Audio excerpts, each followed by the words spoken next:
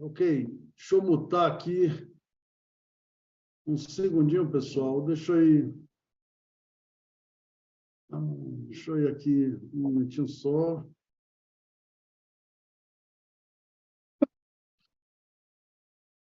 Um momentinho só. Ok. Bom, todo mundo aí já no mudo. Vou ver se tem alguém aqui que não... Ok.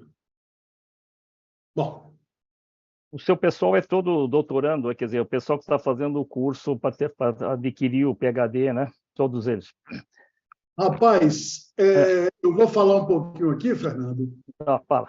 mas, primeiro de tudo, Fernando, eu queria muito, muito te agradecer. Obrigado. Naquela pequena postagem do LinkedIn eu expliquei um pouquinho.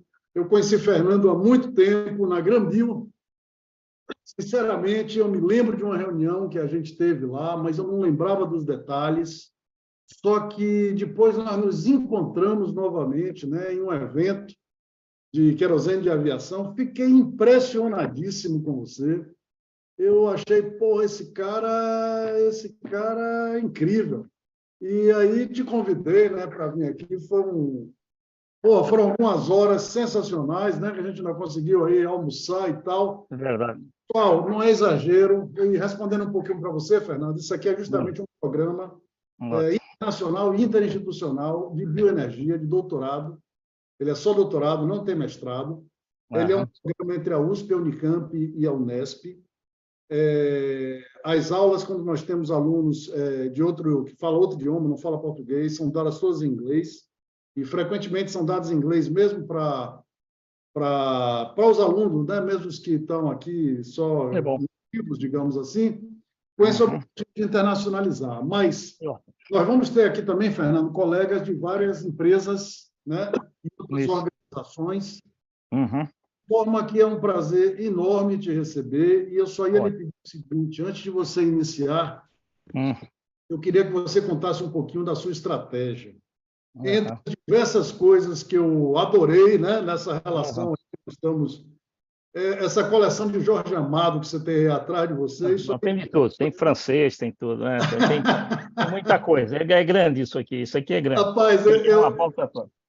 Fernando, eu acredito em livros, eu acredito em homens. Não, lógico, ainda estamos nessa fase que realmente tem muita coisa. Se dar a volta aqui, vai muito longe isso aqui. Fernando, por favor, pode começar. Vamos lá. E eu queria que você se apresentasse direito, falasse de sua trajetória profissional aí rapidamente, para a gente mandar bala, a gente vai ter muita coisa para conversar. Muito obrigado. Não vão perder muito tempo, porque senão a gente não consegue passar as 28 transparências que eu preparei. Bom, mas de qualquer maneira, eu sou um engenheiro químico, realmente químico, durante já 54 anos, quer dizer, eu me formei em 1969, desculpa, 1966, quer dizer, mais até, já estamos aí quase com 60 anos daqui a pouco, 57 anos de experiência, e sempre realmente sendo químico, porque muitos engenheiros se formam e vão fazer marketing, vão fazer finanças, vão fazer outras coisas. Eu realmente sempre fazendo química, e no tempo que a gente calculava a coluna de destilação com régua de cálculo, não tinha nada de apertar botãozinho como hoje, tá certo? Bom, de qualquer maneira, eu entrei na Ródia e fiquei 30 anos na Ródia, entrei como estagiário, saí como diretor, trabalhei 22 anos no Brasil e 8 anos na França.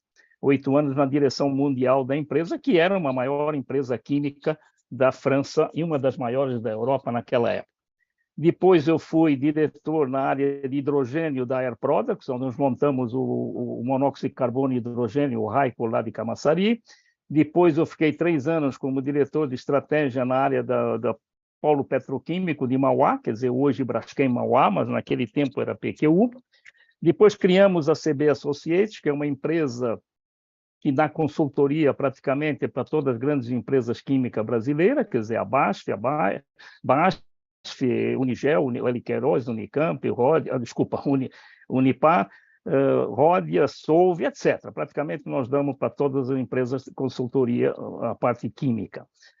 E, ultimamente, eu me dediquei, nesse último ano e meio, praticamente, ao projeto da Brasil Biofuels de fazer o diesel verde, o HVO, e o SAF, querosene da aviação. O projeto já está em curso, já está em andamento, vamos falar um pouquinho sobre isso, e me permitiu realmente estudar todas essas tecnologias de fabricação de SAF, de HVO, e aquilo que está sendo, vamos dizer, produzido no mundo hoje, e o que se pode fazer pelo futuro. Então, acho que um pouco é isso daí.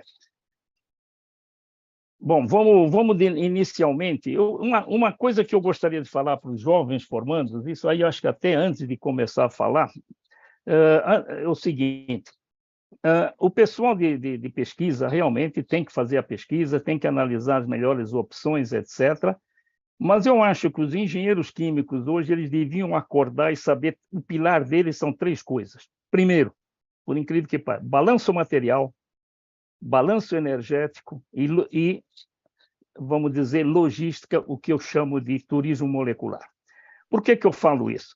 Porque é aquela história, o balanço material é a base da química. Quer dizer, por exemplo, muita gente chega e fala hoje, vamos fazer hidrogênio a partir de etanol. Ok, tá bom. Um etanol é C2H5OH, então é 24, 30, 46. 46 e você vai ter 6 hidrogênios, que são 6. Se você dividir o 46 pelo 6, vai dar quase 8. Então você vai precisar 8 etanol para ter um hidrogênio. Se você vai comparar isso com gás metano que se faz hoje, seja biometano, biogás ou metano de um modo geral, CH4 é 16. O hidrogênio que você vai produzir é 4. Dividido dá 4. Então, de cara, você começa que o seu etanol tem que custar metade do preço do gás natural ou do biometano. Entende? Então, já começou mal a pesquisa, porque você tem que ter um produto de base que ele tem que custar muito, muito mais barato do que o produto concorrente. Se você pega no caso do ATJ, nós vamos falar dele, para fazer querosene da aviação a partir do processo ATJ, você parte de um etanol. O etanol, como já vimos, é 46. E você vai transformar ele em eteno, o eteno é C2H2, é 26. Então, você divide um pelo outro, dá na ordem de 1,8. Certo? Então, você precisa de 1,8 de etanol para produzir um eteno, e aí para diante você vai oligomerizar para obter o ATJ, o querosene da aviação. Se você compara com o EFA, por exemplo, você parte de um óleo de palma para produzir um HVO, você precisa de 1,2. Então, de cara, o seu etanol tem que ser 50% mais barato do que o óleo de palma. Só entende? Eu quis dar esses conceitos para começar a pensar, o pessoal, sempre pensa de saída, o balanço material é fundamental. Não quer dizer que a pesquisa é inviável, porque vamos trabalhar, vamos baixar o custo das matérias-primas. Mas se não passa no balanço material, nem adianta ir muito longe, você concorda? Esse é o primeiro caso. O segundo, que eu insisto muito, é o balanço energético. É fundamental, quer dizer, a tonelada de vapor custa $20. Quer dizer, se eu gasto 10 toneladas de vapor por hora, eu gasto $250 por hora. Por ano, 8.000 horas, 2 milhões. 2 milhões de dólares por ano, que se eu não aproveitar esse vapor, eu estou jogando fora. Então, balanço energético é o segundo ponto que o engenheiro químico, o químico, tem que estar o dia inteiro vendo isso. E o terceiro, que eu insisto muito, o Gonçalo gosta, é o turismo molecular pelo seguinte: eu tenho que fazer projetos que estão integrados. Eu vou partir de um resíduo, tá bom, o resíduo é baratinho, mas se ele está a 300, 400 quilômetros de onde é que eu estou, se o resíduo custa $100 e eu tenho que transportar esses 400 quilômetros e eu gasto $100 para transportar, por um exemplo, bom, já ele não é mais $100, é $200, entende? Então, eu acho que esses 3 princípios, pessoal, põe na cabeça, é assim que nós viramos, vamos dizer, um engenheiro pesquisa, mas prático, que vai funcionar. As ideias não vão ficar só no papel. Desculpa essa introdução, mas eu acho que é fundamental para a gente insistir um pouco no que vem para frente. Introdução fundamental, Fernando, fundamental. Eu acho que ajuda um pouco. A minha experiência, com 54 anos de experiência, a gente vê que as ideias às vezes eram brilhantes, mas quando se fazia o primeiro cálculo econômico, não dava, não passava. Bom, para fabricar hoje, vamos dizer, o diesel verde, o querosene da aviação, que realmente não tem a menor dúvida, é o futuro, nós temos 4 grandes processos. Esses 4 grandes processos, eu vou passar a slide só na seguinte, é o seguinte, é o EFA, depois eu volto, que é o hidroprocessamento de ácidos graxos, ou éster de ácido graxo, quer dizer, qualquer óleo, gordura, óleo de cozinha usado, sebo, tudo isso vai ser hidroprocessado em cadeias parafínicas próximas do diesel, do petróleo ou do querosene. O segundo processo que se desenvolve bastante também é o ATJ. O que é? Um alcool-to-jet, que a gente chama. É partir do etanol, passar para o etileno, o eteno, e oligomerizar para acertar as cadeias. Como eu disse para vocês, já é um pouco mais complicado, porque o balanço material é pior. O terceiro processo que se trabalha bastante, vamos dizer, é a gaseificação de qualquer biomassa, quer dizer, qualquer massa celulósica, gaseificado, se produz o gás de síntese e vamos para o Fischer-Tropsch. Aqui não tem nada de novo. O Fischer-Tropsch é um negócio de reação da Primeira Guerra Mundial. Primeira Guerra Mundial já se fazia o Fischer-Tropsch. Então, o grande problema todo aí não tem nada de novo como pesquisa, mas é um problema econômico. É um problema de se achar soluções econômicas que ele pode ser viável. E o terceiro, vamos dizer, que é o mais novo, que é o Power to Líquido. O Power to Líquido, na realidade, é produzir o hidrogênio, porque naquela história, petroquímica é hidrocarboneto, vamos dizer. A gente está no petróleo, quer fazer querosene, quer fazer gasolina, não vamos inventar muito, é hidrogênio e carbono, só, é hidrocarboneto. Parafínico, aromático, mas são todos hidrocarbonetos. Para ter hidrocarboneto, pessoal, tem 2 coisas. Você precisa ter o hidrogênio e o carbono. Tem segredo. Ou esse carbono vem de biomassa, como eu disse lá, o carbono vem de biomassa, ou ele vem de óleo, ou ele vem do etanol, etc. Ou nós fazemos um hidroprocessamento e coloca o hidrogênio. A ideia do power, vamos dizer, to X, que se fala de um modo geral, o power do líquido, é fazer o hidrogênio, mas nesse caso um hidrogênio por eletrólise, que aí sim eu teria um hidrogênio verde, eu não tenho a produção de CO2, recuperar o CO2 e então fazer a síntese do hidrogênio com CO2 para fazer os hidrocarbonetos. É lógico que nós estamos longe, muito longe ainda disso, porque realmente o custo é muito alto hoje. Nós podemos até um dia fazer uma palestra completa sobre o problema hidrogênio, que ainda está muito longe, porque qualquer hidrogênio por eletrólise hoje nos custa 4, 5 vezes o hidrogênio por o gás natural. Então, eu diria o seguinte, dentro desses processos, nós temos o processo EFA, que então é o hidroprocessamento dos ácidos graxos, que funciona. Já está funcionando, funciona, é válido, pode ser competitivo ou não, dependendo, vamos dizer, dos que vai vir pela frente. Esse, não tem a menor dúvida, vai funcionar e vai funcionar há muitos anos. A crítica que se pode fazer para ele é, mas vocês usam óleos comestíveis, usam produto da alimentação. Por que não usar um produto que não seja da alimentação? Então, é uma ideia. Quer dizer, usar óleo recuperado de cozinha, muito bem, mas isso é peanuts. Nós não vamos fazer todo o diesel e querosene que precisa a partir de um óleo de cozinha, evidentemente que não.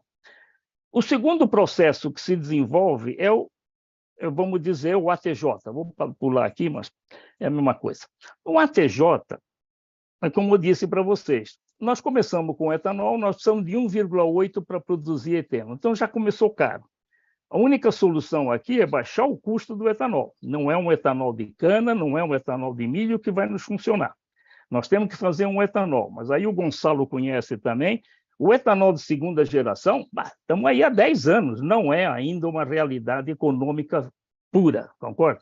Nós estamos lutando, é um problema, porque o grande problema da química é que quando você trabalha com resíduo, o resíduo ele é variável, ele varia o tempo todo. Quer dizer, não é uma matéria-prima pura, não é uma matéria-prima química especificada. Então, nós temos um grande problema quando se trabalha com resíduos, e aí tem todo o problema logístico, que nós vamos falar também depois.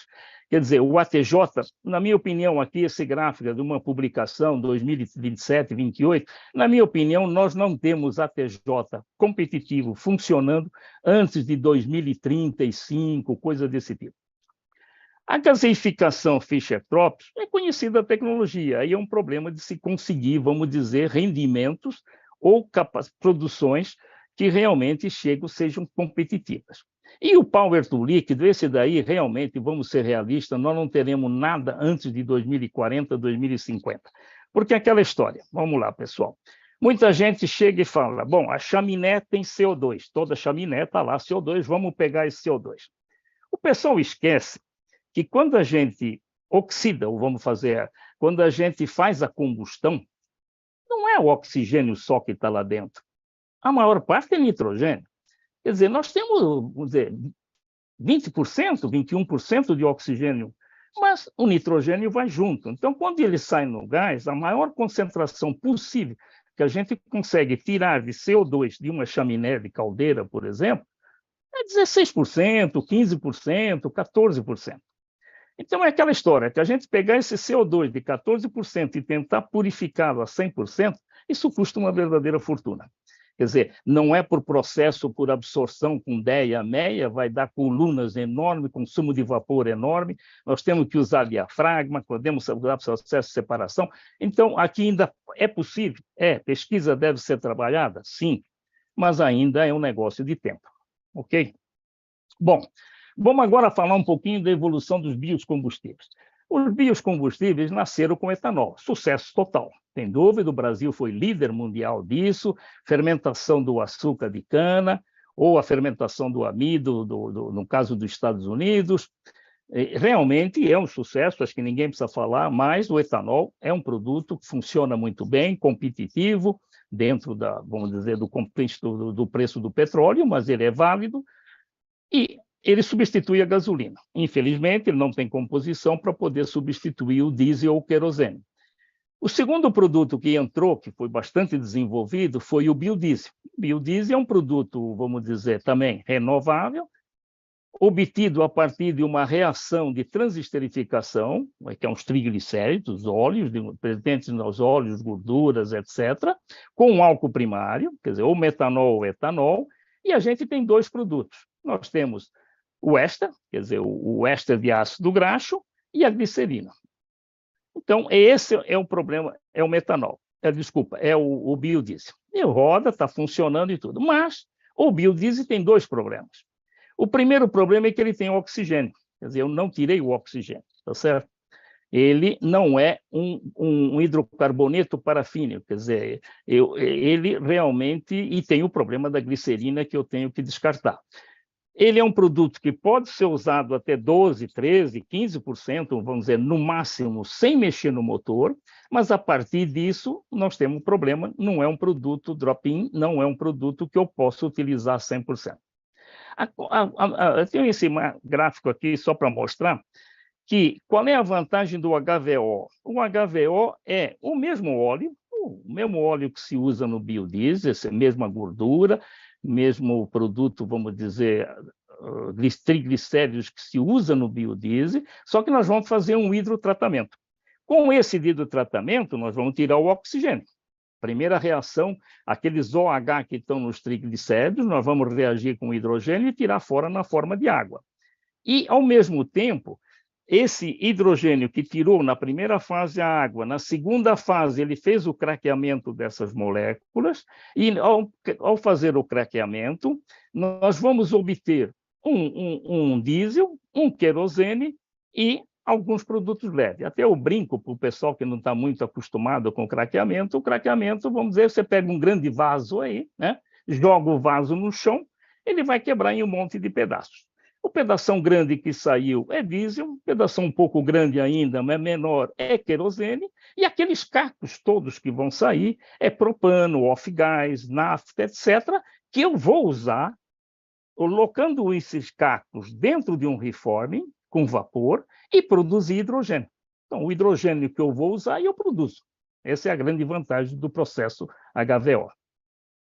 Bom, qual é as vantagens do HVO em relação ao biodiesel? Primeiro lugar, aqui eu tenho um quadrinho que mostra as propriedades do diesel fóssil, as propriedades do biodiesel e as propriedades do HVO, vamos chamar assim. Eu até mostro aqui num outro, para ficar mais fácil, quais são as vantagens que a gente tem no HVO. Em primeiro lugar, em relação ao biodiesel e depois em relação ao diesel fóssil. Em relação ao biodiesel, ele tem um melhor índice de cetano. Não sei, o pessoal que não está acostumado, o índice de cetano é equivalente no diesel ao índice de octanagem para o motor a gasolina, tá certo? Então, eu tenho um motor que vai trabalhar melhor, tem um índice de octanagem no caso da gasolina, um índice de cetano no caso do diesel melhor. Segundo, ele é parafínico sem aromáticos. Eu tenho um ponto de congelamento de menos 20 graus, não tem problema nenhum. Ele não tem oxigênio na composição. Então, essa é a grande vantagem do biodiesel, que esse é o problema, porque eu tenho uma oxidação, eu tenho uma melhor estabilidade de oxidação, menor emissões de NOx, e eu posso misturar em qualquer proporção. Então, quer dizer, realmente ele é o produto ideal, é um produto parafínico. Em relação ao diesel, ele é renovável, tem índice de cetano melhor, é melhor parafínico, sem enxofre, essa é a grande vantagem, vamos dizer, em relação ao diesel fóssil, porque o diesel fóssil tem enxofre.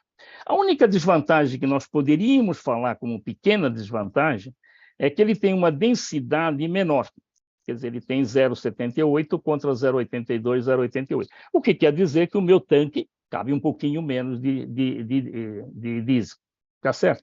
Então, realmente não tem a menor dúvida, todo mundo está convencido que a evolução natural diesel, que passou uma parte para o biodiesel, o futuro será HVO. Quer dizer, o diesel verde, chamado diesel verde, é realmente o futuro da produção de diesel, tá claro? Tá, se tiver questões, depois vocês me avisam, a gente pode tentar melhorar um pouco isso. Mas como a gente tem o tempo, eu estou andando. Bom, quais são os processos de produção de tecnologia? É grande diferença, porque muita gente pensa, bom, eu sei fazer biodiesel, eu vou fazer HVO. Bom, espera aí, não é a mesma coisa. Não é a mesma coisa porque é uma tecnologia mais sofisticada. Primeiro tem uma hidrogenação, que eu vou remover o oxigênio dos triglicéridos com uma remoção de água, tá certo? Eu tenho depois, então, o hidrocraqueamento e a isomerização, porque eu tenho que acertar toda a minha cadeia de hidrocarbonetos parafínicos, tá certo? Para ficar muito próxima da cadeia do diesel. E quando eu vou fazer SAF, é a mesma coisa. Eu vou fazer SAF na mesma unidade, só que eu coloco um reator a mais e eu vou quebrar um pouquinho mais as minhas moléculas, tá certo?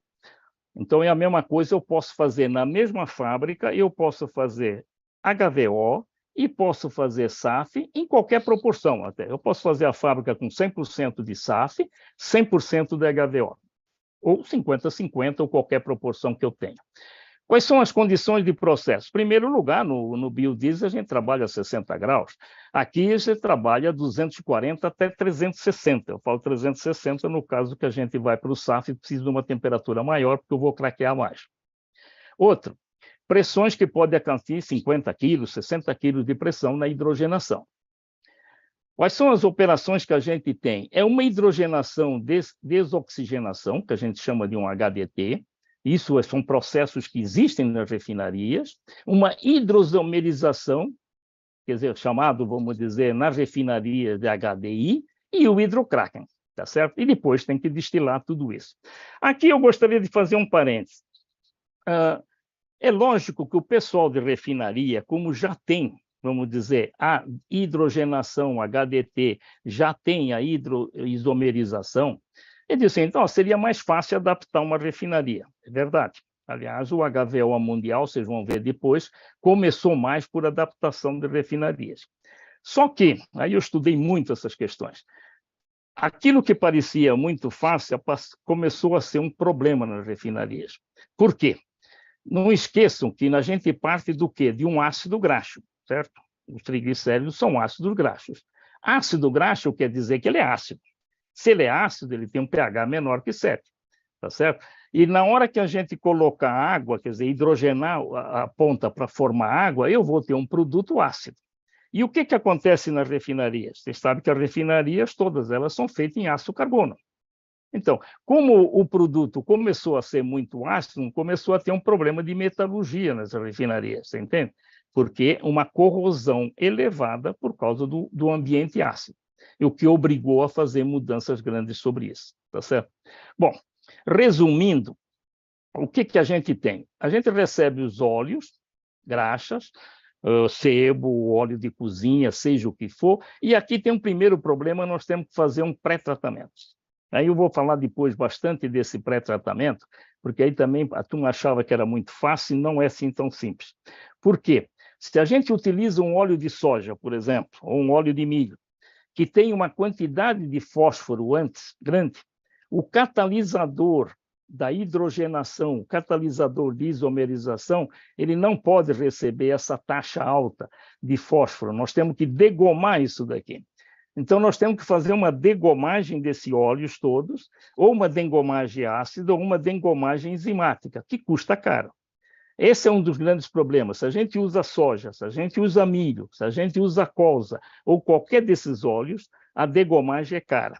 Se a gente usa palma, não precisa, porque a palma não tem formação de goma. Essa é uma das grandes vantagens, vocês vão ver depois, da utilização de palma em vez de soja.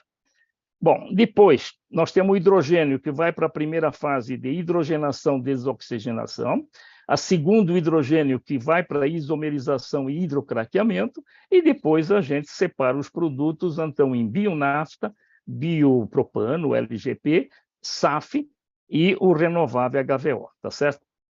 Bom, as reações, só para comparar, mas isso aí acho que é só para passar rápido, são sempre triglicéridos, que eu reajo com álcool, eu tenho o biodiesel, tá certo? O FAM. Na realidade, eu pego triglicéridos e reajo com etanol, e você vê, vocês têm aqui uma mistura de alquil éster, uma ação oxigenada e tem a glicerina. No caso do HVO, eu faço uma decarbonização, uma hidrogenação e o craqueamento. Então, essa é a grande diferença entre não comparar biodiesel com HVO. Tá certo? Eu acho que aqui a gente já falou um pouquinho disso, mais ou menos isso que a gente queria dizer. Eu queria insistir um pouquinho sobre o negócio da preparação do óleo. Quanto mais sofisticado, por exemplo, no caso do óleo de palma, é o tratamento mais simples que tem, porque eu não tenho problema de fósforo, não tenho grandes problemas de metais, quer dizer, eu praticamente só faço um branqueamento ou uma adsorção, mais nada. Se eu começo a utilizar óleo de soja, óleo de milho, outros óleos, eu já tenho um tratamento mais severo. E se eu vou para gorduras animais, óleo de cozinha usado, etc., os tratamentos começam a ficar bastante caros. Só para ter uma ideia, numa fábrica, vamos dizer, e vamos falar do nosso projeto, que nós vamos fazer um projeto só com óleo de palma, mas no começo vai ter óleo de soja, porque não tem óleo de palma 100% para dar partida. Só o fato de utilizar a unidade para essa 30% de produção de óleo de soja, só esse pedaço me aumenta o meu capex em 15 milhões de dólares, só para fazer o tratamento de soja. Então, quer dizer, precisa analisar bem. Segundo ponto, só para comparar os óleos. Vocês sabem que os óleos são triglicéridos, tem cadeia carbônica, aliás, eu posso mostrar isso aqui, acho que é melhor.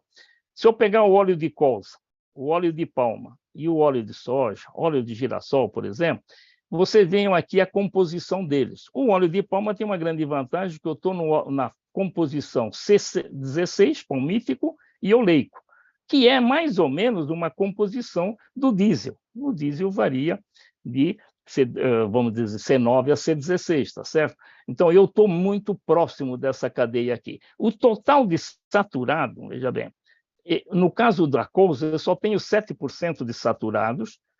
No caso da soja, eu tenho 15% de saturados. No girassol, 11%. Na palma, eu tenho 48%. Quer dizer, como eu tenho que fazer uma cadeia parafínica, 100% parafínica, tudo aquilo que é dupla ligação, que é, vamos dizer, saturado, eu tenho que saturar com hidrogênio, tá claro? Conceito? Então, é aquela história. Quem mede isso é o índice de iodo. Veja bem, o índice de iodo da soja é de 125, o da palma é 50. Conclusão, se eu vou trabalhar com óleo de soja ou óleo de girassol, eu vou usar o dobro da quantidade de hidrogênio.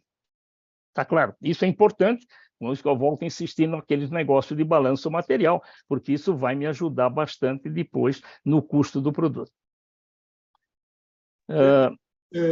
Fernando, você poderia voltar aquele slide e falar isso de novo, por favor? Vamos lá, o seguinte. Importante.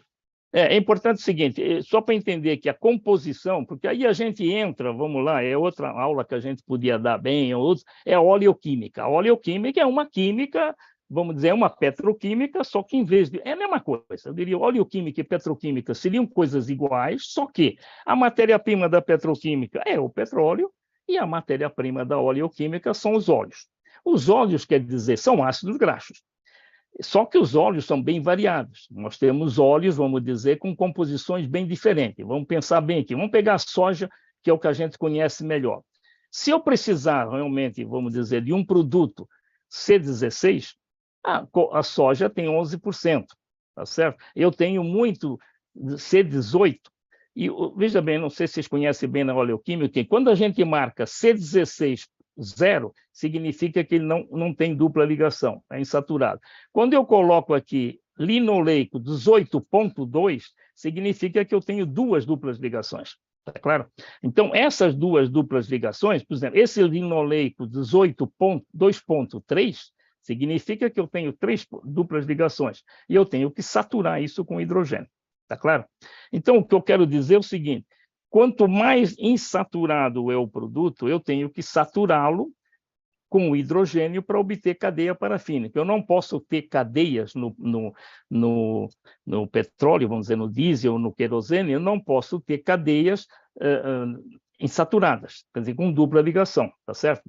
Eu tenho que ter parafínicas, eu não tenho cadeias olefínicas, tá claro? Tá claro? Bom, então é um pouco isso, só para entender. Posso fazer uma rápida pergunta? No outro slide, você está falando no crude palm oil. A palma, ela tem dois óleos, né? O crude e o palm kernel. Tem o palmista, não, vamos falar disso. Entre as duas ou só um? Não. No caso, veja bem, não vamos falar depois do nosso projeto exatamente. A palma é um produto que você tem, a parte de fora é o óleo de palma e o miolo que a gente chama de PKO, óleo palmista. No projeto, a gente utilizará somente o óleo de palma, quer dizer, não o palmista, porque o palmista é um produto ultra valorizado. Você sabe que o palmista é o único óleo que está dentro da cadeia C12, laurílico e caprílico, C10, C12, que é a base de toda a oleoquímica para cosmético, para detergentes, para tudo. Então, quer dizer, a ideia, e eu vou falar depois dos nossos projetos, nós estamos com o projeto de fazer o primeiro etoxilado verde do mundo. Esse é o projeto depois do HVO. O que seria esse etoxilado verde? O etanol de milho, lá nós temos 2 projetos de fábrica de etanol de milho, o etanol de milho sendo desidratado a etileno, etileno oxidado a óxido de etileno, o óxido de etileno junto com o palmístio, eu vou separar vamos separar o C12, o caprílico e o laurílico, tá certo?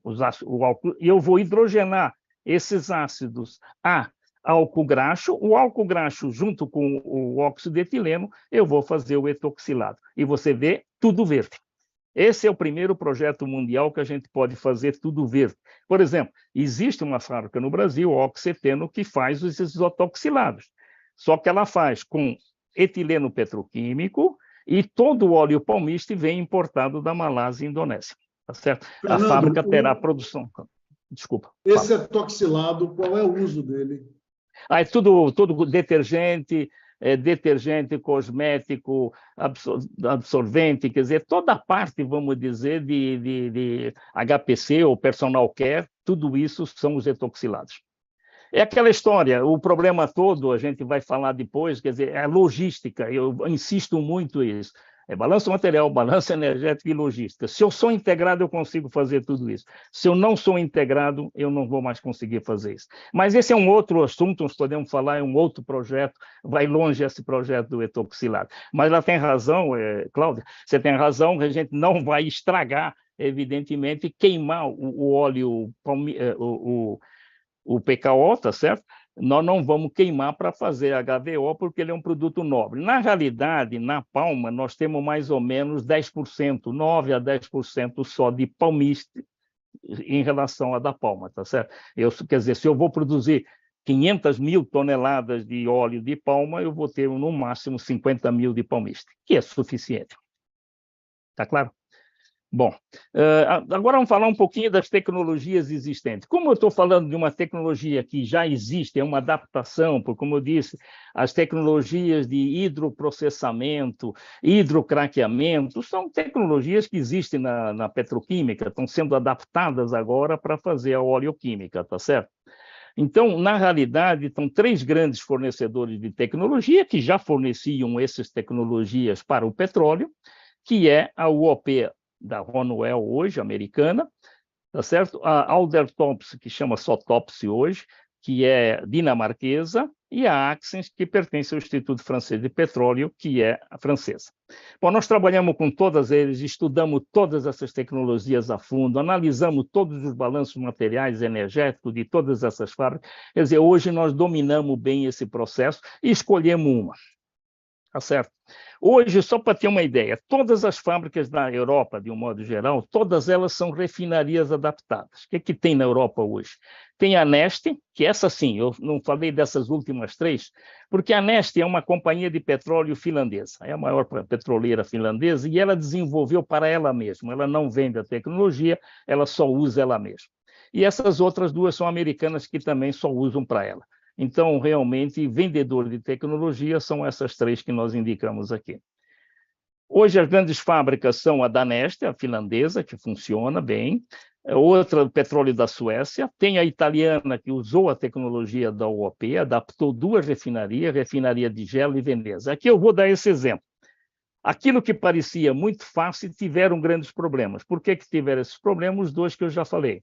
Primeiro, a metalurgia. As refinarias são todas de aço carbono e aí a gente envolve um produto ácido e houve um grande problema de corrosão, vai se resolvendo. Outro é que um cracker, um hidrocracker, por exemplo, de petróleo para 50 mil barris dia, ele não consegue fazer mais de 5 a 10 mil barris dia em palma, óleo de soja, etc. Então, isso também é um problema que precisa ser adaptado. Outra vantagem que uma refinaria tem é que, se ela tem reforma catalítica e tem hidrogênio, ela ganhou esse hidrogênio. Em compensação, o subproduto ela vai ter que queimar em outra função. Nós vamos falar disso melhor. E aí são as fábricas que existem hoje. Então, vocês estão vendo que são tudo empresas, refinarias adaptadas. Nós vamos falar do projeto da BBF. Eu diria que é um dos primeiros projetos integrados totalmente greenfield. Não é uma refinaria adaptada. Aqui, só para completar mais uma vez, você vê tudo que existe hoje na Europa, como eu falei, a Neste, a UP, a Total da França, que é todas elas são tecnologias essas. É isso que está rodando hoje. Hoje nós temos rodando aí 4.300.000 toneladas de HVO, tá certo? Que rodam a 70% de capacidade, porque não roda a 100% por esses problemas técnicos que apareceram de corrosão. Tá certo? Então, é isso que existe. Tanto nos Estados Unidos também, são adaptações de refinarias com grande dificuldade de alimentação de óleo. Vejam bem, são tudo empresas de petróleo que não produzem óleo, compram óleo. E compram óleo, gordura de vários fornecedores, com uma série de dificuldades. O que a gente está falando é que o nosso projeto é totalmente integrado, não se compra nada, Fernando, tudo é feito lá. Fernando, você tem alguma ideia de custo e de valor desse óleo? Tem. Ok. Tem. Vamos falar um pouquinho depois disso aqui. Agora, no futuro, vamos dizer, o que tem de projeto andando? Aí começa. Tem algum projeto, por exemplo, que eu falei, o projeto lá em Roterdã, de gasificação e Fischer-Tropsch. Mas você vê o volume que é um piloto. É como eu disse, não é competitivo hoje, é um piloto. Tem um outro aqui também, na Finlândia, também um gasificação Fischer-Tropsch, é um piloto. Nós temos aqui também um projeto na Noruega, que é um Power to Liquid, piloto. Então, quer dizer, hoje, realmente, o que funciona com capacidade válida é o ESA. Por enquanto, existem pilotos. Tem a Lanza, que trabalha com ATJ, tem um piloto maior, mas não é tão competitivo ainda, entende? Então, esse que eu falei, o problema do balanço material é aquele problema de rendimentos. Por exemplo, para fazer um ATJ, eu tive até reunião esses 2 dias, e o Gonçalo conhece bem, nós passamos 2 dias aí com o Grambio, com o Bernardo da Grambio, o Bernardo Gradin, e realmente ele tem um projeto grande nos Estados Unidos para fazer o ATJ. Acontece que não vai fazer de etanol, vai fazer de madeira, porque ele tem que baixar esse custo. Com o preço do etanol, não vão ser competitivos. Nós temos que conseguir fazer tirar o eteno, tirar o etanol, mas de outra maneira mais barata do que a cana ou do que o milho, etc. Tá certo? Bom, o que eu já falei um pouquinho era do pré-tratamento das matérias-primas. Como você disse aqui, no começo parecia ser muito simples, não é tão simples assim.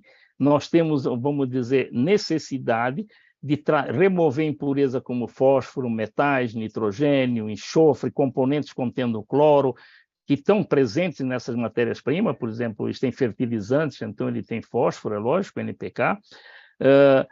E realmente esse pré-tratamento é fundamental para proteger o catalisador e aumentar a vida útil e evitar problemas operacionais, o que aconteceu realmente nessas unidades iniciais.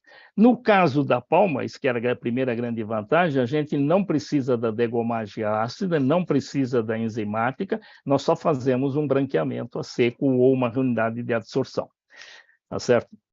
Bom, só para mostrar um pouquinho em dois processos. O processo de cima seria o EFA, quer dizer, a gente pega, então, a gordura insaturada, aqui, os triglicéridos, tá certo? Que pode ser soja, palma, sebo, destilado, o que for, tá certo? Fazemos o primeiro tratamento com hidrogênio, tá certo? Pressão e catalisador. Fazemos, então, a termohidrólise, o segundo tratamento com hidrocraqueamento. E fazemos, então, a parte final do hidrocraqueamento, com a presença de outro catalisador, e fazemos a separação dos três produtos, quer dizer, seria a nafta, que vai ser recirculada, SAF e diesel. Você vê que o processo ATJ, pensando bem, ele não é muito diferente, só que eu vou partir de etanol, e a primeira coisa, eu vou desidratar o etanol para tirar o oxigênio, tá certo? Na forma de água, e eu vou produzir etano. Aí é que me preocupa o seguinte, aqui eu estou com uma molécula que é C16, C14, C18. Eu estou próximo da composição dos hidrocarbonetos parafínicos. Aqui eu estou com 2 só. Eu tenho que pegar esses 2 e fazer oligomerizações para chegar em 8, 10, 12, 16, para acertar a minha cadeia, que é a cadeia do SAF ou a cadeia do diesel, tá certo? Então, esse é o grande problema de balanço material, você está entendendo? É lógico que o produto aqui, eu vou precisar de muito mais matéria-prima para chegar no fim, porque eu estou partindo de 2 para chegar em 18, aqui eu já tenho a cadeia feita, tá claro? Então, o grande problema é o seguinte, eu posso fazer o projeto ATJ? Posso. Qual é o mérito futuro? É fazer um etanol, mas de resíduo. É um etanol que eu não preciso utilizar alimentação, estou de acordo, seria muito bom.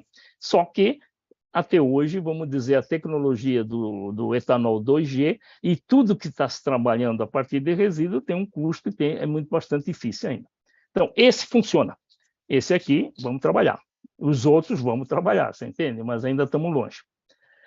Bom, agora vamos falar um pouquinho do projeto, não sei se tem alguma dúvida antes de entrar no projeto da Brasil Biofuels, mas acho que aqui vai esclarecer Fernando, melhor. Não, eu tenho comentários para o final. Mas então, brilhante, excelente, excelente. Então tá bom, vamos lá. Então esse projeto, veja bem, é um projeto que é pioneiro, está na mão, logicamente, do presidente, meu amigo Milton Stigl, que realmente tem uma força se preocupa com a Amazônia, o problema dele é a Amazônia, é dar emprego para o pessoal, é tentar fazer algo altamente sustentável na Amazônia. Vamos falar um pouco mais da empresa depois, mas só para entender primeiro o projeto.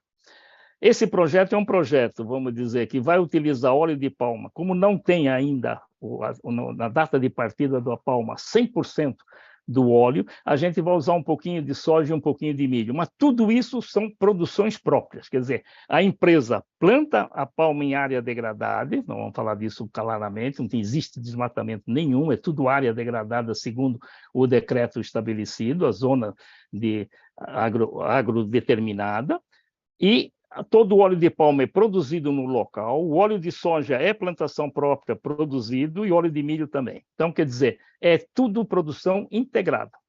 Segundo, a unidade vai poder produzir diesel verde e querosene da aviação em todas as proporções, Nós vamos trabalhar 500 mil toneladas por ano, segunda vantagem. Terceiro, ela é implantada dentro da Zona Franca de Manaus, quer dizer, com acesso ao pier no Rio Amazonas, o que quer dizer que a gente tem incentivos, vamos dizer, de impostos.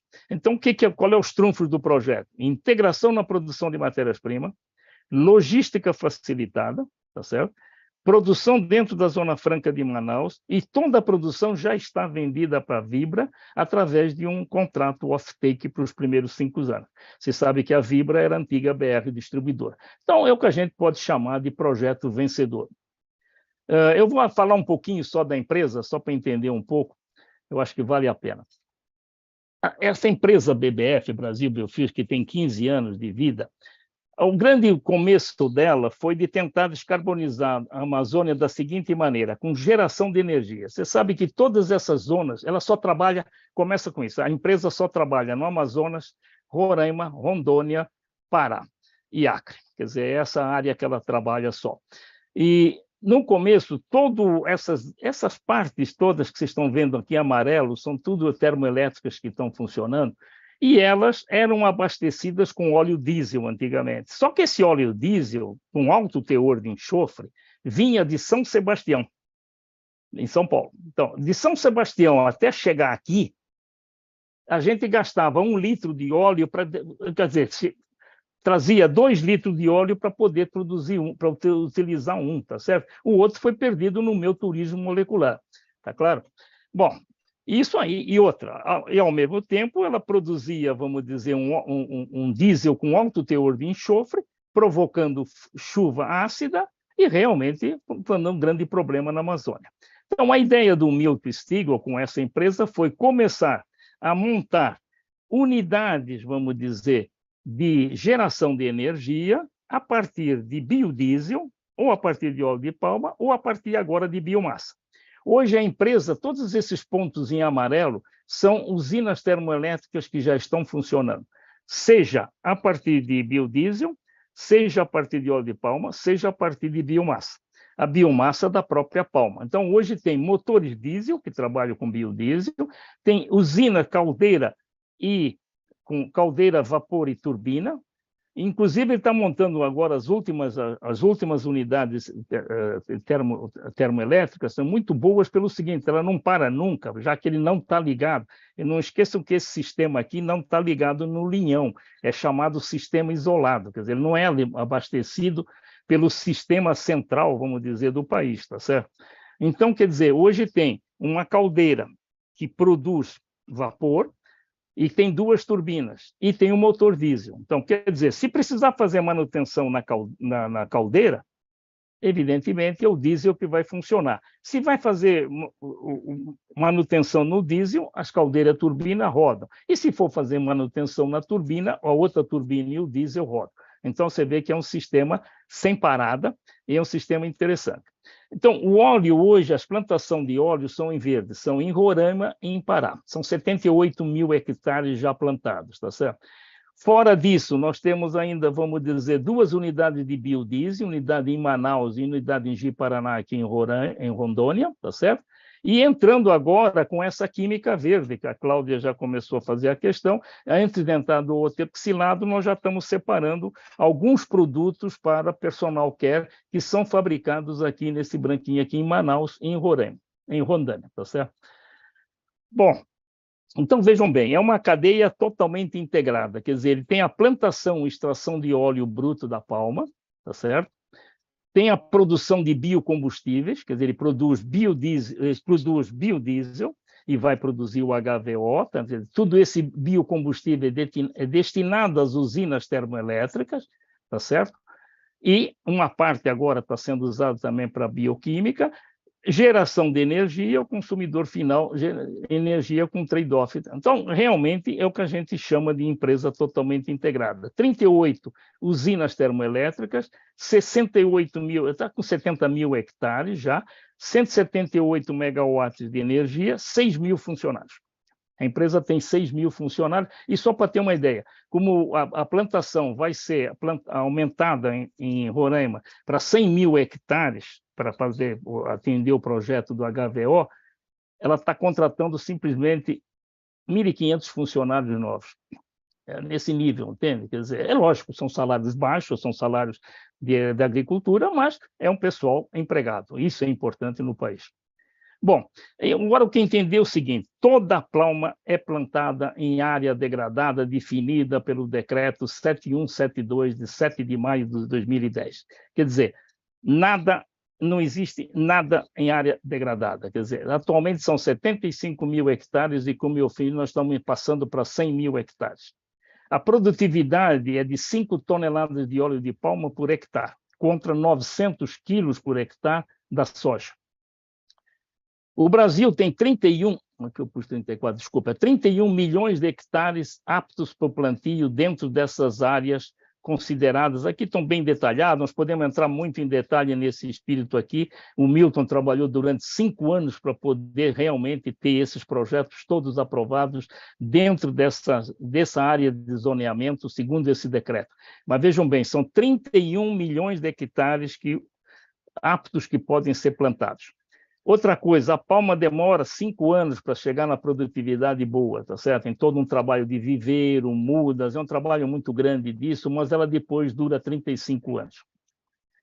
E aqui eu gostaria de apresentar para vocês um mapa interessante. Eu diria que o Brasil tem um pré-sal. Por que nós temos um pré-sal verde? Nós temos um pré-sal verde porque, veja bem, nós temos 31,6 milhões de hectares que poderiam ser plantados. Poderiam. Só para ter uma ideia, o pré-sal da Petrobras, lá, vamos dizer, nós temos 60 milhões de hectares. Tá certo? Muito bem.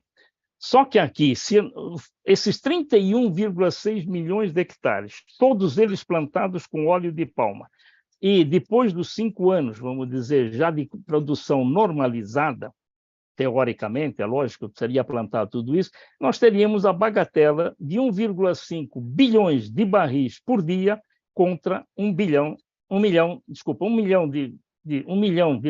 mil barris de óleo de palma por dia contra 1 milhão de barris do pré-sal. Fernando, esses 60,2 milhões seriam de hectares equivalentes, não é isso? Hectares equivalentes, lógico, dentro do mar do pré-sal, quer dizer, toda a área do pré-sal possível de ser explorada, vamos chamar assim. Então, aqui eu tenho todo o pré-sal possível de ser explorado e aqui todo o pré-sal verde possível de ser explorado. É logicamente teórico e vai demorar alguns anos para eu chegar nisso. Mas só para esse potencial, ele existe, está lá. Tá certo? É lógico que vocês podem fazer a segunda coisa, mas espera aí, o petróleo é barato. O petróleo é barato, concordo. Aliás, a desgraça é essa, por isso que a gente não avança, porque o petróleo é sempre barato e é tudo complicado. Se o petróleo fosse caro, a gente já estava com todas as biomassas rodando à vontade. O petróleo é barato. E o óleo, por melhor das hipóteses, nós vamos estar a 1.300 contra 575. Depois vocês vão ver que o projeto da BBF ele é rentável mesmo com essa diferença, por causa que nós estamos numa zona integrada, o produto vai ser consumido na Zona Norte e é tudo integrado. Quer dizer, que se eu tiver que levar querosene da aviação da refinaria Replan de Paulínia até Manaus, ele vai me custar muito mais caro do que essa diferença de preço, tá entendendo? Então, essa é a vantagem do projeto. Outra coisa, tá certo, ele é mais caro, mas em compensação, eu vou sequestrar 192,7 mil toneladas de CO2, enquanto que o pré-sal vai produzir 56,1. O pré-sal normal vai produzir 56,1. Então, é um estudo, vamos dizer, teórico, é um estudo de potencial, mas para mostrar que existe esse potencial em área degradada. Fernando, só o preço, quando você coloca $1.300 a tonelada, você está falando de preço internacional, né? É o preço, quer dizer, é o caso, eu podia vender isso em vez de usar, lógico, é aquela história, é o preço... Perfeito, internacional. Mas o seu preço de custo... Ele é menor, é um pouco menor que isso, lógico, tem a margem, concordo. Mas não é 575 também. Vamos lá. É isso que eu queria te perguntar. Não chega, é um pouco mais que 575. Mas é aquela história, nós vamos jogar com a integração, entende? Quer dizer, é o que eu digo, pessoal. Se eu produzir tudo aqui, aí eu volto àqueles meus conceitos, balanço material, balanço energético e turismo molecular. Porque eu digo o seguinte, se eu produzir isso daqui e quiser mandar tudo isso para o sul, aí acabou, o projeto morre, porque eu vou ter o mesmo problema que tinha antigamente de pegar óleo aqui de São Sebastião e levar lá para cima, você entende? Então, eu vou utilizar tudo isso aqui. Só por curiosidade, os 500 mil toneladas, se eu estiver trabalhando em HVO, diesel verde, só a Vale do Rio Doce, que tem as máquinas de toda parte que trabalha aqui em mineração, só ela me consome 4 vezes esse volume de óleo. Para ela, eu posso vender todo esse volume, não precisa sair dali, ao lado. Você entende? Então, quer dizer, essa integração é a chave do projeto. É lógico, eu estava brincando com o Gradinho outro dia, ele disse que o único jeito de a gente entrar com a biomassa hoje, fazer todos os projetos que existem, é ter um imposto no petróleo igual ao imposto do cigarro. Aí sim, pô, mas aí quem vai pagar a conta? Esse aqui é o problema, entendeu? Mas hoje o petróleo é barato, e é esse que mata tudo. Mesmo a $100 do barril, ainda é barato.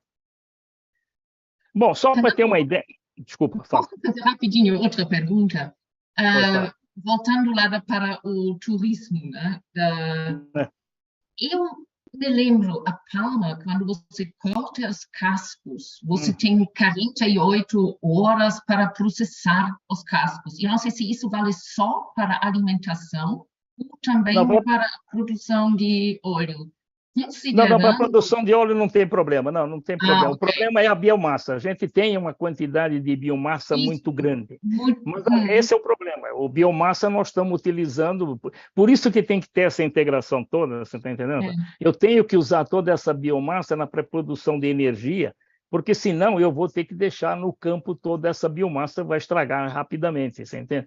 Então, a biomassa a integração é que realmente põe esse projeto todo em pé e altamente rentável, eu diria, se não é o melhor do mundo, é um dos melhores projetos do mundo hoje para a produção de HVO e SAF, por causa do grau de integração. Aqui eu queria mostrar, porque, logicamente, a gente tem um trabalho infernal, que a palma, vocês devem saber tão bem como eu, ela foi origerada, como é que chama? Ela foi realmente canibalizada por causa dos problemas que aconteceram na Indonésia, na Malásia, e todo mundo é contra a palma, porque realmente lá houve desmatamento, etc. Então, nós temos um trabalho muito grande a fazer, e nós estamos fazendo esse trabalho todo. E, por exemplo, eu mostro aqui o seguinte, a palma é um produto que precisa de muita água, muita chuva. Então, ela só se dá no Equador. Quer dizer, ela pode dar aqui na Amazônia, pode dar na Colômbia, no máximo, um pouquinho na África, e principalmente aqui, Indonésia, Malásia e Tailândia, tá certo? Então, toda a palma é produzida somente nos mais ou menos 15 ou mais ou menos 10 do Equador. Só para ter uma ideia, 90% da palma mundial é produzida aqui. Hoje nós temos 6% só da palma aqui, o Brasil tem aí 1% da palma mundial. E é aquela história, a gente tenta mudar essas regras, mudar tudo isso, mas nós representamos 1%. E quem manda é quem tem 90%, 95%, então não adianta, entende? Esse é o grande problema. Você vê a produção, veja os milhões de hectares, isso é interessante esse número aqui, Gonçalo. A Indonésia tem 12 milhões de hectares plantados de palma, mas não pode plantar nenhuma grama a mais, nem um metro a mais, tá certo? O Brasil tem 31 disponível que pode, tá claro? Então, isso é importante. A Malásia tem 5 milhões, a Nigéria tem 3 milhões. O Brasil ainda estamos com mais de 200 mil hectares, tá certo? Tem 200 mil hectares, então, quer dizer, nós estamos muito longe, nós estamos com uma vantagem potencial de poder utilizar os 31 milhões um dia. Tá certo? Então, aqui eu acho que mostra bem esses dois quadros. A Indonésia e a Malásia, a terreno é limitada, para não dizer que não tem mais possibilidade. A expansão de produção depende do desmatamento, então ela não pode mais fazer isso. Regulamentação e controles ambientes são deficientes, com todo o problema que houve. Resistência dos países desenvolvidos a importar de áreas ambientalmente degradadas. Então, hoje tem esse grande problema. O Brasil, a terra é disponível para expandir a produção, os regulamentos ambientais são fortes, bastante fortes hoje, é muito sério o negócio. Mercado consumidor é local, nós não vamos exportar a produção, não precisa. Excelentes condições climáticas, pô, o pessoal que conhece a Amazônia sabe que chove, a gente marca reunião depois da chuva, então não tem problema. boa estrutura logística para exportação, porque o fato de estar em Manaus, nós temos um porto, o porto é grande, nós podemos entrar com um navio grande no Rio Amazonas, no pier, etc. Aliás, a maior dificuldade que eu tive foi tentar arrumar um local que a gente pudesse colocar a usina, né? Porque precisava primeiro ter o porto, precisava ter 160 mil metros quadrados no mínimo para colocar refinaria, outras coisas, que ficasse longe de habitações, mas ficasse dentro da Zona Franca de Manaus, quer dizer, para ganhar os impostos. Então, não é muito fácil encontrar isso. Bom, acho que esse mapa aí dá um pouco de visão do potencial e, logicamente, tirar essa imagem da palma, que você não sei se vocês sabem, mas o óleo mais consumido no mundo é a palma, não é a soja. A soja é o segundo. O óleo mais consumido no mundo é a palma. Apesar do Brasil, vamos dizer, se consumir pouco, mas os asiáticos fazem tudo com óleo de palma, que no Brasil tem mais um nome de dendê, tá certo? E outra, aquela história que o óleo de dendê é da Bahia, não tem mais nada de palma praticamente da Bahia, é zero. E, de qualquer maneira, a produtividade, vamos dizer, aqui em Roraima, é de 5 toneladas de óleo por hectare, na Bahia dá 500 quilos de óleo por hectare, são 10 vezes a diferença só. Bom, aqui na Bahia a gente usa para acarajé, Fernando. Para acarajé, aí vale a pena, aí é caro, você pode vender caro, né? Outra coisa que se fala muito, vamos entrar nesse, né? Todo mundo é aquela história, mas pô, vocês vão produzir biocombustível com área plantada e para comida, e pô, nós vamos acabar com a área para comida. Essa, evidentemente, é a segunda grande briga. Aqui eu fiz um mapa para tentar entender o seguinte: hoje, levando em conta o etanol, o biodiesel, HVO, tudo que é fabricado já no mundo, vamos dizer o seguinte: pois é, milho tem bastante já utilizado para fazer o etanol de milho nos Estados Unidos. A soja tem bastante utilizado para fazer o biodiesel, tá certo? Canola tem um pouquinho também na Europa para biodiesel. O óleo de palma tem um pouco para HVO e para o biodiesel. Mas tudo isso hoje representa 7% da área plantada para alimentação. Quer dizer, os combustíveis utilizam 7% de toda a área plantada no mundo, vamos dizer, para todas as outras culturas. Bom, é muito, é pouco, pode ser discutível, mas é 7%. Não é nada, vamos dizer assim, extrapolado, tá certo?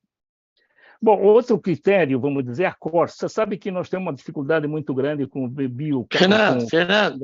Oi. Posso perguntar? É Luiz Sérgio. Eu não vi na sua relação a macaúba.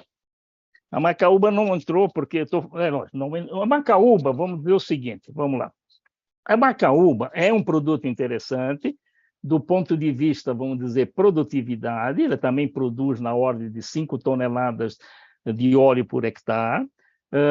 Ela é mais adaptada, vamos dizer, a um clima agreste, tipo, vamos dizer, da Bahia, é válido. Mas o grande problema da macaúba hoje é assim, nós temos que começar tudo.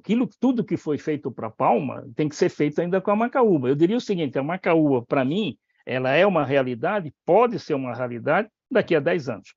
Eu dou 10 anos, antes de 10 anos eu acho difícil. Porque é muito demorado essa cultura, preparação de viveiros, preparação do terreno. É válido, não, você tem razão. Eu acho que a macaúba, para a região, a macaúba não tem valor nenhuma na Amazônia, por exemplo, porque o terreno não é bom na Amazônia para isso, por causa da chuva, mas para o clima, vamos dizer, agreste, vamos dizer, da Bahia, de um modo geral, Bahia, um pouco Minas, etc., ele é válida. Mas tem um trabalho muito grande pela frente. Cuidado que não conta com a macaúba hoje, porque, inclusive, eu sei que tem um projeto da Selem que fala disso. Esse projeto tem alguns pontos muito críticos. Falar de 1 milhão de toneladas, você vai precisar de 1 milhão de toneladas de óleo, e até ter esse 1 milhão de toneladas de óleo de macaúba, você não terá isso antes de 10, 15 anos. E se você for usar soja, como eu estava dizendo, só para ter um número, 1 milhão de toneladas, se você vai usar soja e você vai fazer a degomagem enzimática da soja para esse 1 milhão de toneladas, eu vou te chutar um número já. Só no pré-tratamento de óleo, você passa de 50 a 70 milhões de dólares de capex, só para ter uma ideia. Entendi. É válido, não estou contra, eu acho que é bom. E nós até, quanto mais gente tiver querendo fazer HVO e diesel verde, ótimo, vamos em frente, porque esse é o futuro, não tem a menor dúvida. Tá claro? Ok, obrigado, então, Fernando. Ok. E o escopo do Corsia, você sabe que o Corsia, é realmente uma legislação forte, quer dizer, para o bioquerosene, e nós temos que homologar tudo. Mesmo um caminhão que pega o óleo de palma, pega a palma, leva até o esmagamento, as emissões desse caminhão têm que ser levadas em conta. Quer dizer, é um trabalho muito grande, é um trabalho de formiga, mas que tem que ser levado sempre em conta tudo isso, tá certo? Então, quais são os princípios do Corsia? O biocave não pode ser produzido a partir de biomassa de áreas com elevados níveis de estoque de carbono convertidas após 2008. Então, é aquela história que nós estamos lá nas áreas degradadas com o decreto anterior, vamos dizer, ao decreto anterior a 2008. O biocave não pode ser produzido a partir de biomassa de áreas protegidas pelo Estado. O biocave tem que melhorar as condições socioeconômicas das comunidades afetadas pela operação em regiões carentes. Então, aqui, a BBF tem um trabalho muito grande de desenvolvimento econômico e social da região norte, onde é que ela opera. Você sabe que hoje a BBF já é o segundo empregador, depois do governo, em Roraima. Realmente emprega muita gente e é objetivo, porque tem uma vantagem. A vantagem ou desvantagem, mas digamos o seguinte, a palma ela não pode ser mecanizada, então é tudo manual. E isso dá uma quantidade grande de empregos, tá certo? E o EFA é uma das tecnologias elegíveis pelo Corsia. Bom, configuração do projeto, vamos entender um pouquinho o projeto. Como eu disse, primeira parte do projeto, o projeto pode ser dividido em 3 blocos, vamos dizer o seguinte, 3 fábricas, vamos chamar assim. A primeira fábrica é a unidade de tratamento de óleos, quer dizer, uma unidade que vai receber os óleos palma, soja, milho, no nosso caso, mas poderá receber o óleo de fritura usado, pode receber sebo, etc. Então, mas aqui tem todo um tratamento, porque eu tenho que deixar esse óleo pronto, que não vai me perturbar meu catalisador, não vai estragar meu rendimento. Então, eu tenho aqui degomagens a fazer e outros tratamentos a serem feitos. A unidade de produção do HVO e SAF, é aquela unidade básica, ela recebe o hidrogênio, a matéria-prima principal, junto com o óleo, e produz, então, o HVO SAF e dá como subprodutos uma nafta, aquilo que eu falei no craqueamento, os pedaços que quebram. Tudo isso aqui são verdes, na realidade, mas que vão para uma terceira fábrica, que é uma fábrica, um reform, um reformador, um reform com vapor d'água, um steam reform, que me produz hidrogênio. Na realidade, quando eu trabalho a 100% com SAF, eu não preciso mais nada. Quer dizer, o hidrogênio que eu produzo aqui é equilibrado por isso daqui. Mas quando eu produzo HVO, ele me produz um pouco menos de hidrogênio. Você lembra quando eu falei lá que quando a gente produz o SAF, o craqueamento é um pouquinho maior, porque o tamanho do SAF é um pouquinho menor das cadeias que o HVO, e aí eu produzo mais cacos aqui, mais resíduos. Então, isso vai para o reformador e o hidrogênio que eu preciso está equilibrado. No caso do HVO, como eu não tenho tantos cacos quebrados aqui, eu preciso de um pouquinho de gás natural para completar. Só isso. Ou seja, Fernando, na realidade, a produção de SAF, do ponto de vista de demanda de hidrogênio... não precisa. É equilibrado. Está equilibrado. Excelente. Agora, aqui tem um negócio seguinte, eu poderia até dizer que é tudo verde, mas sejamos bem honestos. O reformador, o que é um reformer? Eu pego o metano, vamos dizer, o gás metano, ou os hidrocarbonetos que estão aqui, e reajo com vapor d'água. Na hora que eu reajo com vapor d'água, eu vou obter CO mais hidrogênio. Só que eu faço uma segunda reação chamada de water shift, que pego esse CO mais o vapor d'água e me dá CO2 e hidrogênio. Então, na verdade, todo o reforming me produz CO2 um pouco. Então, eu tenho uma produção de CO2 nesse hidrogênio. Então, é aquela história, naquele conceito, esse hidrogênio meu, ele não é verde, porque eu produzo um pouco de CO2, está claro? Mas, Fernando, se isso vem do óleo de palma. Tem, não, ele vem, mas ele produz CO2. Não, mas é um CO2 verde. Rapaz, quando o CO2, esse CO2 é... Rapaz, nós somos bateria de CO2. Não, CO2 verde não tem, Gonçalo. Esse é a grande briga que a gente tem no mundo. É aquela história, se a gente é sério, é pesquisador, CO2 verde não tem, porque nós queremos acabar com o CO2. Então, ele é vamos dizer, o que a gente chama rosa, ou vamos dizer, naquele conceito, ele é próximo do verde, não é um cinza, não é um preto, não é um marrom, mas ele é um hidrogênio que, para eu produzir esse hidrogênio aqui, precisaria ser feito por eletrólise de água e com energia renovável, quer dizer, energia fotovoltaica. Fernando, me perdoe, eu vou insistir nesse ponto. Do ponto de vista científico, você sabe perfeitamente, isso é uma balela, um absurdo. Eu sei, é ok, não, eu concordo. É um recorte político, né? Então, o que interessa é o balanço total. Mas só deixar esse comentário, porque é muito importante, porque você sabe que uma parte disso é político, não é científico. É uma coisa que veio da atmosfera, foi capturado, é liberado, ele é lógico. Tá certo. Vamos lá. Vamos. Então, quer dizer, o rendimento que eu tenho, vamos dizer, óleo de palma para HVO é da base de 1,18 ou 1,2, quer dizer, eu gasto 1,2 toneladas de óleo de palma para produzir 1 tonelada de HVO. No caso do SAF, eu gasto um pouco mais, como eu craqueio um pouco mais, então eu realmente gasto um pouquinho mais. Tá certo? O que eu posso dizer mais? Bom, eu ia falar, mas em virtude da hora, acho que não vale a pena mostrar um pouco quais são as reações químicas que acontecem, etc. Eu acho que vocês já estão ensinando no tempo. Vamos para o final, mas volto nas questões se precisar, entende? Então, eu diria o seguinte, por que a gente acha que eu tenho trabalhado 1 ano e meio com esse projeto e muito contente em dizer que realmente conseguimos fazer um projeto que eu acho, se não é o melhor do mundo, entre um dos melhores do mundo. Primeiro, integração total das matérias-primas. Ninguém tem. Quer dizer, nenhuma dessas refinarias que foram adaptadas até hoje produz óleo. Nenhuma, todas elas compram óleo. O óleo compra sebo, compra um monte de material, seja nos Estados Unidos, seja na Europa, não tem nenhuma hoje, seria essa a primeira, que a gente vai pegar toda a matéria-prima. Primeiro, matéria-prima com área degradada para plantação de cultura. Então, não tem problema nenhum isso aí. Segundo, logística. Por quê?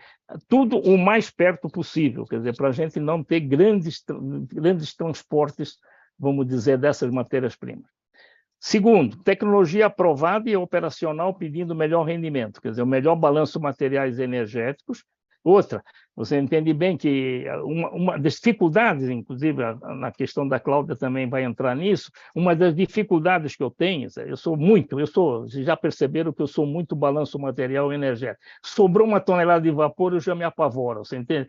Então eu digo o seguinte, um reform, vocês sabem que um reform produz muito vapor, porque você entra, vamos dizer, com um produto, você entra com água, porque o reform é um steam reform, é água com mais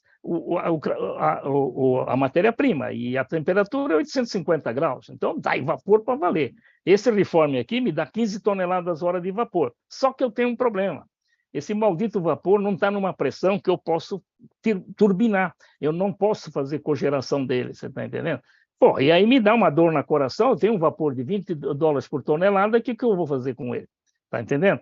E aí é que vem que esse site vai ter projetos justamente dos etoxilados que a gente precisa de vapor e vai utilizar esse vapor, tá certo? Então, o balanço energético é algo que precisa ser trabalhado sempre. Bom, menor custos operacionais no tratamento de óleo e consumo de hidrogênio, aquilo que eu falei, o fato de usar óleo de palma realmente é o melhor óleo. A pergunta do Luiz Sérgio, eu precisaria, não chequei ainda, Luiz, da macaúba, qual é a composição, se eu preciso mais hidrogênio ou menos, eu posso ver isso depois. Mas eu acho que é um pouquinho pior que a palma, mas é melhor que a soja. Terceira, a biorefinaria é construída na Zona Franca de Manaus, então é uma vantagem, mal por mal, existe, é impostos. E tem a vantagem grande que eu não tenho uma preocupação, isso aqui é mais importante para financiar o projeto, porque se eu tenho já um comprador para o projeto, eu acho que realmente ajuda muito no financiamento do projeto. Só para ter uma ideia, é um projeto, uma bagatela de 2,4 bilhões de reais, né? Quer dizer, não é assim tão simples também, né? 400 milhões de dólares. E outro atendendo os princípios de sustentabilidade e desenvolvimento econômico e social da região norte. Vocês entenderam bem que é na região norte, tudo é integrado lá, as matérias-primas estão lá, o produto está lá e vai ser consumido lá. Esse é o segredo do negócio. Você entende? Eu, por exemplo, só por curiosidade, para pegar a questão da cloud, nós discutimos com a Basf, apresentamos o projeto dos etoxilados da Basf. Bom, a Basf quer fazer em São Paulo. Eu falei claramente para o Lacerda, que é o vice-presidente. Acabou. Em São Paulo não faço. Não faz porque matou tudo. Na hora que eu começar com o meu turismo molecular, trazer tudo para São Paulo, acabou. Aí realmente mata tudo.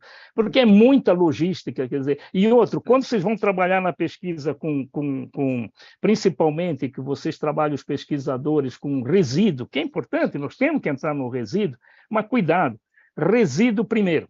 Primeiro que é um produto barato. Então a logística passa a ser mais cara que o próprio produto. Segundo, dizer que o resíduo não custa nada enquanto ninguém usa. O dia que todo mundo começar a fazer fábrica a partir de resíduo, o preço do resíduo vai ser igual ao petróleo. Você está entendendo? Não tem milagre, lei de oferta e procura. Tem duas leis, lei da gravidade e lei da oferta e procura, essas duas não dá para brigar. O resto você pode brigar com todas as outras. Fernando. Fala.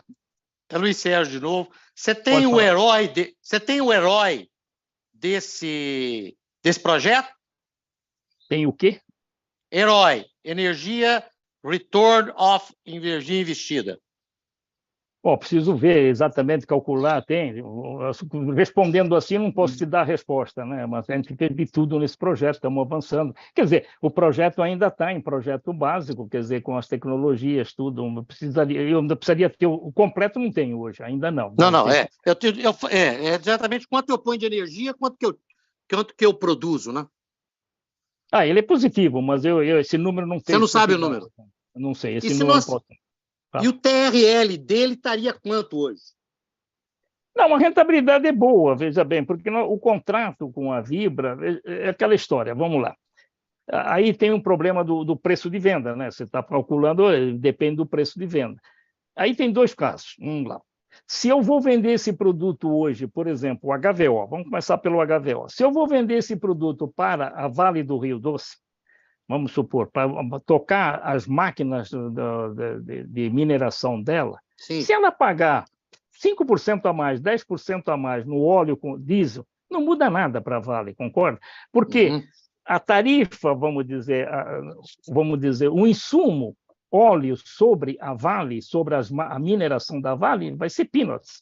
Agora, sim, cuidado, se eu for vender SAF para a Gol ou para a Latam, aí o negócio é complicado, porque o SAF ele impacta muito o preço da passagem e vai impactar muito o resultado da empresa, você está entendendo? Sim. Então, entendi. Isso depende, vamos dizer, isso é a Vibra, vamos dizer, que trabalha um pouco mais disso, tem um contrato com a Vibra que tem um preço que justifica largamente o projeto, não tem a menor dúvida. Mas o preço de venda é discutível. Fala. Fernando, é importante isso porque nós da metalurgia estamos a caminho da descarbonização a largos passos. Precisamos fazer isso. O aço é responsável por 8% das emissões globais de emissões de CO2. Vocês estão mais no hidrogênio, né? Vocês estão trabalhando mais no... Hidrogênio tem restrições, viu, Fernando? Hidrogênio tem altíssimas restrições. Precisa de minérios altamente puros. Precisa de ter pelo menos 67% de teor de ferro no minério. Só 3% das reservas mundiais tem isso. Agora, a minha pergunta é, a Vale tem duas opções. Ou eletrificamos a mina, ou continuamos o diesel verde. Essas são as duas opções. Eu acho que o diesel verde você vai ser competitivo. Eu acho que você vai ser... Depende também, a eletrificação depende, digamos o seguinte, depende da localização, da facilidade que você tem, porque, cuidado, tem muita gente que se engana um pouco nisso. A Amazônia, por exemplo, o diesel verde vai melhor, vou explicar o porquê. Em primeiro lugar, muita gente fala em energia eólica. Energia eólica é genial no Nordeste brasileiro, genial. A Amazônia não venta. Cuidado, pessoal. Não tem vento na Amazônia. Hein? Sim. Então, quer dizer, querer encher de energia eólica na Amazônia, vamos quebrar a cara. No Rio Grande do Norte, Bahia, aí é beleza. Ali, mas temos potencial hídrico enorme. Aí. Agora, tem o potencial hídrico enorme e mesmo, vamos dizer, a fotovoltaica daria para trabalhar, se bem que você vai usar área, aí começa com o problema da área. A fotovoltaica tem sempre esse problema de área. Mas, a fotovoltaica seria no lago. Então, nos lagos, assim, a fotovoltaica ligada com isso, flutuante com a hidráulica, ela funciona bem, aí funciona bem. Tem alguns projetos já em estudo por lá. Aí precisa fazer o estudo, Luiz. Precisa fazer o estudo, tá bom. Mas nós estamos dois caminhos. Eu acho que o HVO vai ser competitivo, por isso que eu estou dizendo. Não, os Estados Unidos têm um monte de subsídio, a gente não precisa do subsídio, seriamente, Exato. Desde que seja dentro desse contexto que nós falamos. Tá certo? Ok, Fernando, obrigado. Fernando. Valeu, passei do tempo. Bom. Você passou do tempo por boas razões. Foi excelente. O Ivo está querendo falar, vamos deixar o Ivo falar e depois a gente vai ter que concluir, que a gente já está super atrasado. Eu sei que infelizmente esse negócio vai longe. Olha, mas, Fernando, você já está convidado para o próximo semestre. Tá bom, então. Você falou de hidrogênio. Hidrogênio verde. Tem algumas pessoas, rapaz, como você, o Ricardo Abreu, que está aqui com a gente também, que todo semestre a gente tem que ter vocês com a gente, porque são temas de imensa importância e que vocês conhecem em profundidade. Ivo, por favor, amigo. Onde é que entra o crédito de carbono nessa plantação enorme aí? Você, Ivo, como é que vai? Tudo bom? Pois, não, o crédito carbono, a gente ainda vai calcular tudo isso, porque nós temos um problema grande no crédito carbono, como disse para você, no caso da Corsia. Tem um departamento, tem uma moça lá que só faz esses cálculos. É uma calculeira do diabo, porque nós temos que levar em conta toda a movimentação. Quer dizer, desde a plantação, desde, vamos dizer, a colheita, pôr num caminhão, leva para a exploração, leva para... Tudo isso tem que ser levado em conta. Vai ser calculado, está sendo calculado ainda, nós não temos ainda esses números todos, mas, veja bem, nós nem levamos em conta, no caso do projeto ainda, o crédito carbono, que vai ser uma vantagem a mais, evidentemente. Não, ele é realmente um projeto, eu não sei, lógico, eu estou na razão, na verdade, eu não sou empresa BBF, a minha empresa da consultoria, mas eu, como conheço o Milt Stigl de muitos anos, esse camarada realmente é um desbravador, e ele acredita nisso, e o projeto vai sair nessas condições bastante competitivo. Obrigado, Ivo, por ter ido, hein? Tudo bom. Fernando, obrigado. Fernando, olha, o que eu posso te dizer, rapaz? Simplesmente sensacional, extraordinário. Vou te pedir... Não, é que a gente viveu, o Ivo também é um camarada na logística, que é um outro especialista. O dia que você precisar de falar de logística, fala com esse cara aí, que também é muito bom. Mas é aquela história... Eu estou vendo aqui, eu acabei de entrar aqui no seu LinkedIn, estou até aqui me conectando com você. Não, ele manja de logística, os locomotivas, esses negócios, tudo ele manja. Rapaz, eu acredito sinceramente que essas locomotivas, essa coisa toda, Cimatec, a gente tem conversado sobre isso, por exemplo, o combustível SOFC, que estão prontas a partir de metano, de próprio etanol. Fernando, eu só vou concluir aqui, com o seguinte, né? Não é que a gente viveu, sabe, Gonçalo? É que a gente viveu, a gente não estudou. Essa é a não, você estudou. A gente viveu, simplesmente. Fernando, eu vou complementar. Você estudou e viveu. É verdade, a gente viveu. É uma coisa rara. Tem muita gente que viveu, tem muita gente que estudou. Encontrar as duas coisas é a dificuldade. E você é um desses, né, que estudou e viveu. Eu queria comentar apenas o seguinte, sabe? Eu acho que o que está sendo feito aqui nesse trabalho que você está coordenando, está trabalhando junto aí e tal, a gente está com uma coisa, você conhece um pouco, né? O projeto Brave no Sertão com o Agave. Não, é bacana aquele também. Vários colegas aí da Assalen, da Solem, com a Macaúba. Eu acredito na Macaúba. O Macaúba, nós chegamos a pensar, mas para a Amazônia não dá. O problema não, esqueça, a Amazônia vocês estão fazendo o que eu acho que não, outro clima. É outro clima. Você conhece bem como agrônomo. Exatamente. Tem que fazer o que tem que ser feito. Eu acho que o grande risco do projeto de vocês, já comentei isso com vocês, é realmente mostrar que a área que está sendo utilizada é a área degradada. Não, isso nós temos mostrando, levamos fotos. Eu acho que é esse. Do resto... A Palma tem uma imagem que está duro de tirar essa imagem. Todo dia é só isso. Fernando, o etanol não é a mesma coisa. Então, é um problema que nós estamos no lugar, né, as regiões subtropicais, tropicais e tal, regiões riquíssimas do ponto de vista de biomassa, mas que ainda não conseguiram, né, não é impor, mas mostrar isso aí, porque é isso, né, o poder político, financeiro e tal, não está na nossa região, mas a gente vai fazer ele migrar para cá. E isso não é consistência. E o Brasil será o líder, né? O Brasil será o líder de biomassa. Nós temos tudo, quer dizer, nós temos sol. A gente tem tudo, mas o mais importante é a gente ter esse cérebro que está aqui, ó, essa galera genial. Vamos formar o pessoal novo. Essa biomassa com a lupa da inteligência em negócios. Fernando, agora eu realmente. Valeu. Eu estou uma hora atrasado para a minha próxima reunião. Imagino. Ok, obrigado então. Mas valeu a pena. Valeu a pena cada segundo desse atraso. Foi valeu. Sensacional. Te aplaudi de pé. Você já está no próximo seminário de novo com a gente. E antes disso, a gente vai estar junto. Eu já indiquei vários colegas a conversa com você, que eu acho que é realmente muito importante. E eu vou lhe pedir, Fernando, que me mande sua apresentação. Ok, eu te mando PDF. Está pública, né? Lógico, ela está pública porque agora está no YouTube, mas eu gostaria de ter ela também, o PDF dela, para refletir em cima. Ok, pessoal, obrigado então. Valeu. Agradeço muito a todos. Até semana que vem. Gonçalo. Obrigado.